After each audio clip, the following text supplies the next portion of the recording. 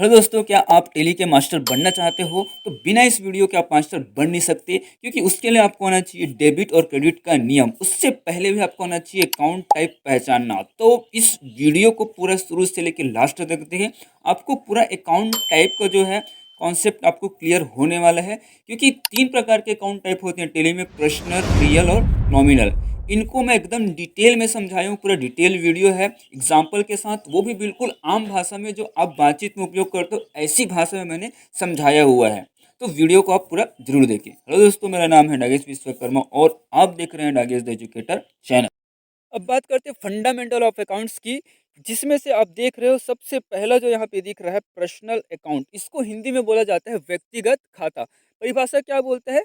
किसी भी आदमी, दुकान, कंपनी और संस्था का नाम इस अकाउंट के अंतर्गत आएगा। बस आपको 4 चीज याद रखनी है, पर्सनल अकाउंट आपको झट से याद हो जाएगा। ठीक है, जरूरत पड़ती है तो आप कॉपी पेन लेके बैठो, इसको लिखो और समझो कि मैं क्या बोल रहा हूँ।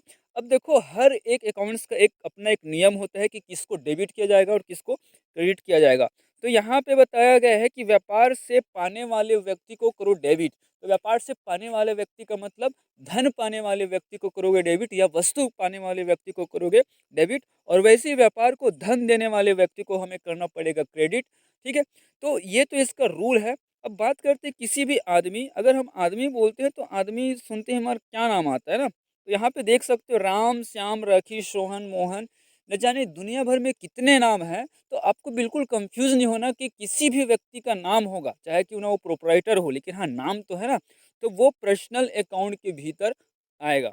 ठीक है, उसके बाद यहाँ पे अगर हम दुकान का नाम बात करें तो दीप मेडिकल स्टोर एक मेडिकल स्टोर, एक दुकान होता है। बुक डिपो है, आयुष सलून है, और न जाने ऐसे और कितने जो है दुकान हो सकते हैं। तो ये भी पर्सनल अकाउंट्स में आएंगे।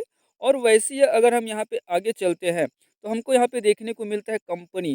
कंपनी जैसे भारतीय Airtel, Tata Motors, Amazon, Flipkart, Meesho और ढेरों सारे जो है वो कंपनी के नाम आएंगे, वो भी पर्सनल अकाउंट में आएंगे। और यहाँ पे एक चीज़ संस्था, जैसे इसरो एक संस्था है, एनआईटी आपने कॉलेज सुना होगा, साइंस कॉलेज सुना होगा, एसबीआई, यहाँ तक कि बैंक भी जो है एक संस्था हो गई। जैसे अनाथालय भी एक संस्था है। तो 4 चीज़ आपको याद रखना है कि किसी भी आदमी, दुकान, कंपनी और संस्था का नाम इस अकाउंट के अंतर्गत आएगा। और व्यापार से पाने वाले व्यक्ति को करेंगे डेबिट और व्यापार को देने वाले व्यक्ति को करेंगे यहाँ पे क्रेडिट। अब बढ़ते हैं हम यहाँ पे नेक्स्ट अकाउंट की ओर, जो कि है रियल अकाउंट। इसको बोलते हैं वास्तविक या वस्तुगत खाता। तो यहाँ पे आप देख सकते हो कि इसकी परिभाषा क्या लिखी हुई है कि किसी भी संपत्ति और वस्तु के नाम का अकाउंट इसके अंतर्गत आता है। ठीक है, व्यापार में कोई भी जो संपत्ति होगी और व्यापार में जो वस्तुएं जिसको बेचने के उद्देश्य से खरीदा जाता है, वो रियल अकाउंट्स में आएंगे। एग्जाम्पल जैसे यहाँ पे बताया गया है, जैसे कार हो गया आपका, है ना, computer, cash, furniture, goods, stock, lands, building, fan, etc, bike हो सकता है, यहाँ पे लैपटॉप हो सकता है, और भी ढेरों सारी चीज़ हो सकते हैं। ध्यान रखोगे आप, कैश भी जो है रियल अकाउंट्स में आता है। अब इसका अगर हम नियम की बात करें, रूल क्या बोलता है, तो व्यापार में आने पर उसको हम डेबिट करेंगे और व्यापार से जाने पर उसको क्रेडिट करेंगे। कंफ्यूज ना हो, आपको मैं एग्जाम्पल सहित कराऊंगा, पूरा का पूरा जो है आपका कॉन्सेप्ट यहाँ से क्लियर हो जाएगा, है ना। व्यापार में आने पर मतलब जो धन आएगा, जैसे कैश आएगा और वस्तु आएगा, है ना, या जो है संपत्ति आएगी, तो उस अकाउंट को करना पड़ेगा हमको डेबिट। और व्यापार से अगर वो वस्तु चली जाती है, धन चली जाती है, तो धन को करना पड़ेगा हमको यहाँ पे क्रेडिट। ठीक है, अब यहाँ पे बढ़ते हैं आगे हम। अब हम क्वेश्चंस करते हैं। देखिए, तो हमारे सामने पहला क्वेश्चन है, मनीष को 2,000 रुपये नगद दिए, ये क्वेश्चन है। अब देखो, प्रत्येक क्वेश्चन में हमको कम से कम 2 अकाउंट्स लगेंगे। तो यहाँ पे आपको ये देखना है कि आपने पैसा किसको दिया और वो पैसा जो दे रहे हैं 2,000, वो कैसे दिया। तो यहाँ पे देख सकते हो, मनीष को दिया तो हमने यहाँ पे बना दिया है मनीष अकाउंट, और नगद दिए तो हमने बना दिया यहाँ पे कैश अकाउंट। तो इसका जनरल करते हैं। तो सबसे पहले आप मनीष को खोजो कि मनीष पर्सनल अकाउंट है कि रियल अकाउंट है। तो यहाँ पे मनीष क्या है? मनीष किसी व्यक्ति का नाम है, तो मनीष यहाँ पे पर्सनल अकाउंट होगा। और पर्सनल अकाउंट में पाने वाले व्यक्ति को किया जाता है डेबिट। तो मनीष व्यापार से 2,000 रुपये धन पाने वाला है, इसलिए मनीष अकाउंट डेबिट हुआ है। फॉर एग्जाम्पल, जैसे मान के चलो मनीष को मैंने अपने जेब से 2,000 दिया है ना, तो मैं क्या बोलूँगा, मनीष यहाँ पे पाने वाला है, मनीष यहाँ पे धन पाने वाला है, इसलिए मनीष अकाउंट यहाँ पे डेबिट किया गया है 2,000 से। टू कैश अकाउंट को क्रेडिट किया गया है 2,000 से। अब देखो, कैश अकाउंट आपको समझना है कि कैश एक रियल अकाउंट होता है और रियल अकाउंट में जो है वस्तु आने पर डेबिट किया जाता है और वस्तु जाने पर क्रेडिट किया जाता है। तो यहाँ पे ध्यान रहो, आप 2,000 रुपये दे रहे हो तो आप क्या बोलोगे, आपके पास आया कि आपके पास से गया? आपके पास से गया ना, गया मतलब जाने पर, व्यापार से वस्तु जाने पर उसको क्रेडिट किया जाता है। तो कैश अकाउंट यहाँ पे क्रेडिट किया गया है। वैसे ही सेकेंड नंबर क्वेश्चन यहाँ पे चलते हैं, विकास से 5,000 रुपये नगद मिले। अब यहाँ पे ध्यान रखो, आप पैसा प्राप्त कर रहे हो। अब यहाँ पे ये देखना, प्रत्येक ट्रांजेक्शन में आपको ये देखनी है कि आप पैसा प्राप्त कर रहे हो कि आप किसी को पैसा दे रहे हो। ठीक है, यहाँ पे हम पैसा प्राप्त कर रहे हैं तो यहाँ पे ये देखना है कि किससे प्राप्त कर रहे हो, उसी का अकाउंट बनाएंगे। तो किससे प्राप्त कर रहे हैं, ये देखिए किससे, विकास से हम पैसा प्राप्त कर रहे हैं तो विकास अकाउंट बनाएंगे।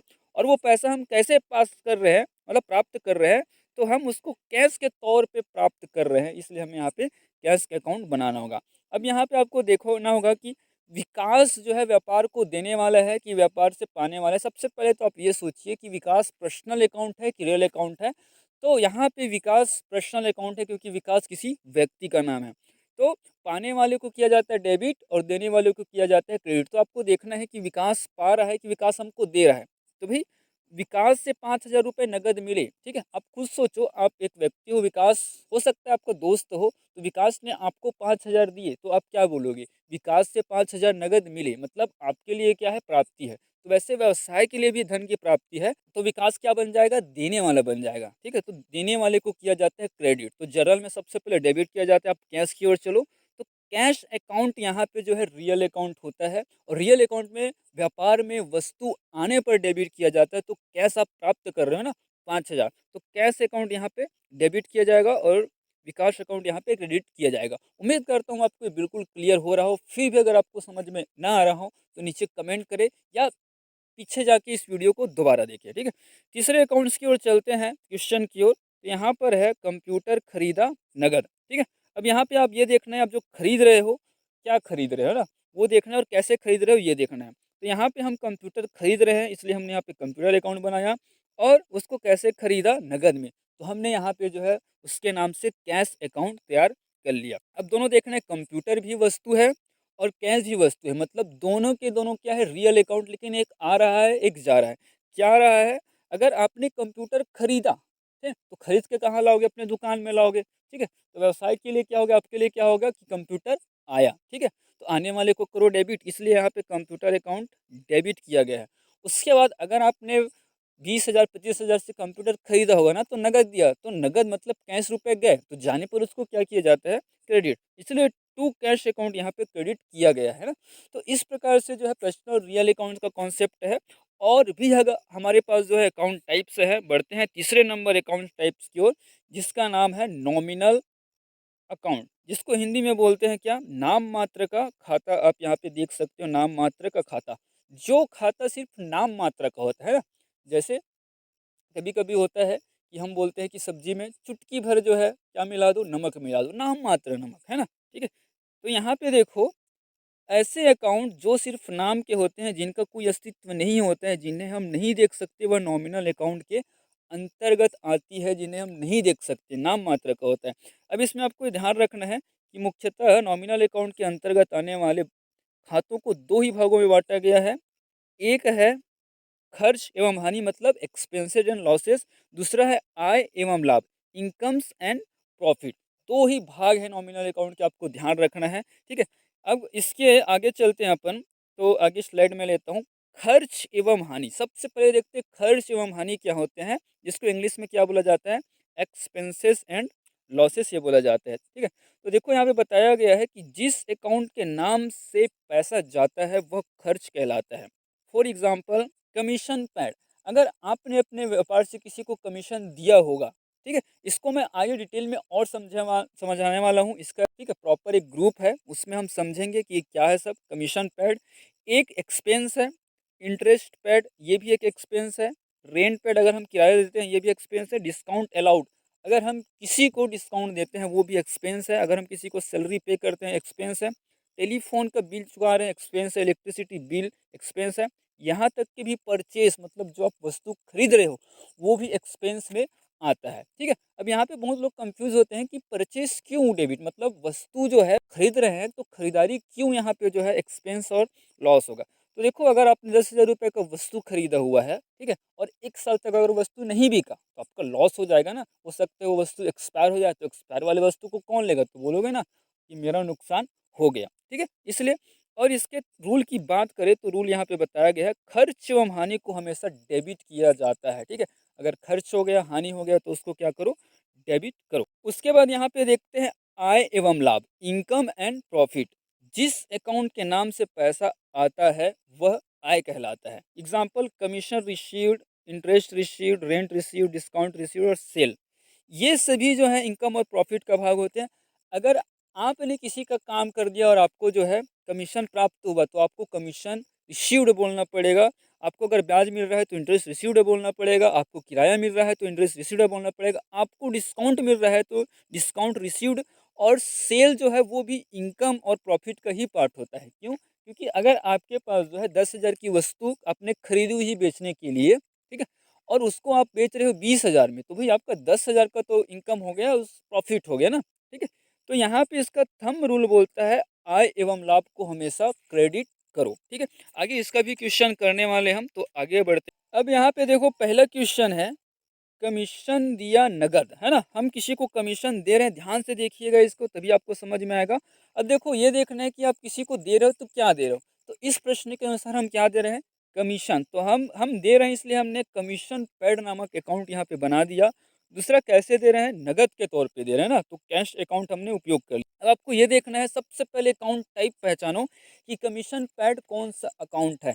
तो कमीशन पेड एक नॉमिनल अकाउंट है। अब नॉमिनल अकाउंट पहचानने के बाद भी आपको देखना है कि भाई ये खर्च है कि हमारा जो है आय है। तो आप किसी को पैसा दे रहे हो, मतलब आपके लिए क्या है, ये खर्च है, ठीक है। उसी प्रकार कैश को आपको देखना है कि कौन सा अकाउंट है। तो कैश एक रियल अकाउंट है, ठीक है, और रियल अकाउंट में वस्तु आने पर उसको किया जाता है डेबिट और जाने पर क्रेडिट। तो देखो कमीशन पेड एक एक्सपेंस है, इसलिए उसको डेबिट किया जाएगा। और आपने जो है किसी को पैसा दिया है तो कैश मतलब रियल अकाउंट में वस्तु जाने पर उसको किया जाता है क्रेडिट, ठीक है। अगर हो सकता है कमीशन हमने किसी को 5,000 दिया, तो भाई हमने किसी को अपने जेब से निकाल के 5,000 दिए, ठीक है ये। अब दूसरा क्वेश्चन की ओर आगे बढ़ते हैं, इंटरेस्ट मिला नगद। अब देखो आपको इंटरेस्ट प्राप्त हो रहा है, तो अगर ये आपको इंटरेस्ट प्राप्त हो रहा है ना, तो यहाँ पे आपको देखना है कि कौन कौन से दो अकाउंट आपको बनाएंगे। तो यहाँ पे आप देखो इंटरेस्ट रिसीव्ड, ये हमारा पहला अकाउंट होगा कि आपने क्या प्राप्त किया, आपको क्या मिला, तो इंटरेस्ट रिसीव्ड, ठीक है, अकाउंट बना दिया। दूसरा, आपको इंटरेस्ट मिला तो कैसे मिला, तो कैश से मिला, नगद मिला, यानी कि दो अकाउंट हो गए। अब आपको देखना है कि इंटरेस्ट रिसीव्ड जो है कौन से अकाउंट टाइप में आएगा, पर्सनल में आएगा, रियल में आएगा कि नॉमिनल में आएगा। तो इंटरेस्ट रिसीव्ड नॉमिनल अकाउंट में आएगा, और नॉमिनल अकाउंट में देखना है कि एक्सपेंस है कि इनकम है। तो ये हमारा इनकम है, आय है, ठीक है। तो आय को हमेशा क्या किया जाता है, यहाँ पे क्रेडिट किया जाता है। और कैश, क्योंकि हमें यहाँ पे इंटरेस्ट मिल रहा है, तो कैश हमारे पास जो है आ रहे हैं, इसलिए यहाँ पे जो है कैश अकाउंट जो है क्रेडिट किया जाएगा। तो कैश आ रहा है इसलिए कैश अकाउंट को यहाँ पे डेबिट किया जाएगा, और इंटरेस्ट अकाउंट को यहाँ पे जो है क्रेडिट किया जाएगा। तीसरा है सैलरी दिया नगद। अगर हम किसी कर्मचारी को सैलरी देते हैं, तो देखो उसके लिए कौन कौन से अकाउंट काम में आएगा, तो एक सैलरी अकाउंट काम में आएगा और एक कैश अकाउंट काम में आने वाला है। अब आपको ये देखना है सैलरी अकाउंट क्या है। सैलरी अकाउंट एक नॉमिनल अकाउंट है, तो उसको हम कर देंगे डेबिट, क्योंकि वो एक एक्सपेंस है वो, इसलिए डेबिट। और कैश, क्योंकि हमारे व्यापार से कैश जा रहे हैं, तो जाने पर किया जाता है उसको क्रेडिट, ठीक है। उसके बाद और आगे बढ़ते हैं। अगर देखो कैश की जगह अगर हम यहाँ पे जो है कैश की जगह चेक से पेमेंट करते हैं, या कैश की जगह चेक से पेमेंट मिलता है हमको, तो उस स्थान पे जो है बैंक अकाउंट खोलते हैं और इसे कैश के स्थान पे रख देते हैं। जैसे एग्जांपल के तौर पे कमीशन दिया चेक से। अब देखो आप यहाँ पे कैश से कमीशन नहीं दे रहे हो ना, तो कमीशन दिया चेक से दो अकाउंट आपको बनाना पड़ेगा। तो एक अकाउंट है आपका क्या, कमीशन पैड। दूसरा है, क्योंकि चेक से दे रहे हो तो आपके पास बैंक अकाउंट होना क्या है, अनिवार्य है। तो यहाँ पे हमने बैंक अकाउंट ले लिया।